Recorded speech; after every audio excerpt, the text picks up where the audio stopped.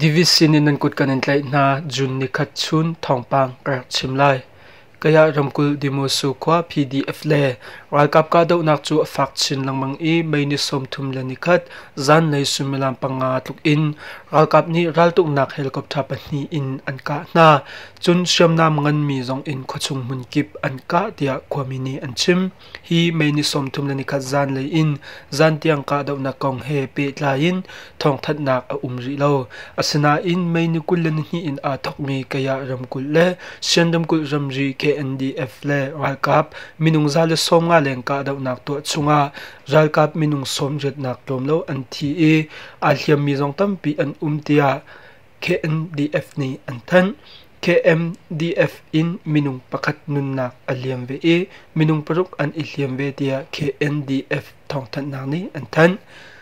Rakhine ram kul sak lei mimpia peng poto khwa dinti thian lo ruanga chungklik rai atlung I mai ni som thumlani khat zan lei sangtianga ngak chia kum khat tang minung pajet nun nak aliam chang hi chungklik rai ni atlun mi ngak chia he minung zani leng an se e upa cheu khat zong atlun ve na ngak che chungklik rai atlun nak poto khwa he minung thong li tluk khwa an sak rak mun ase e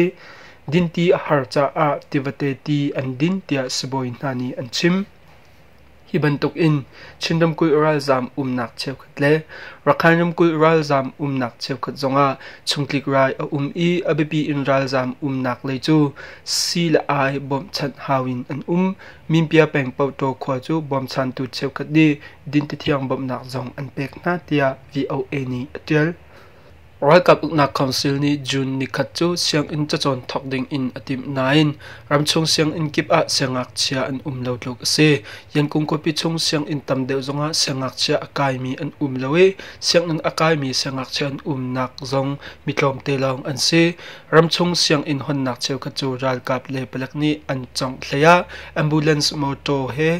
siang in an nga siangak chia an tam deuh nak siang in cheu khat zong hi World Cup chungkar an tam deuh nak mun an si tia kwami nani an chim chindam kul kopi ha kha zonga siang in akai mi siangak chia an lo di kho ase e chunglana siangak chia an raktam big ton na athakati siang in zonga siangak chia akai mi an lo dia kan thai hibantuk in siang in dang zong a siang in akai mi an lo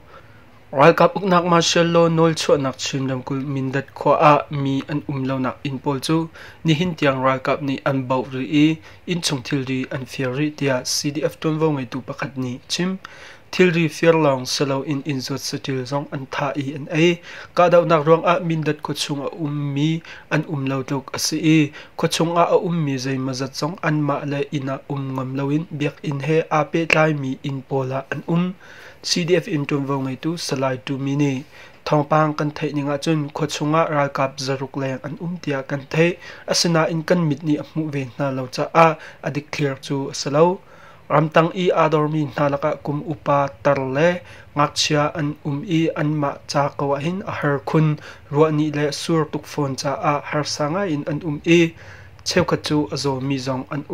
thabul nak si ni le phone lo tek a lungar thei in kan ko tia VOA interview to anaga chim kwami lokar a World Cup ne kwami thilri an du pau in an show mi le an fear mi hi chu kwami kan sung tuk tia salai tu mini achim chap nihin mimaram sining rong a ral zam minung thongkul rong chindam chunga an tia UN ni athan ti in VOA ni atial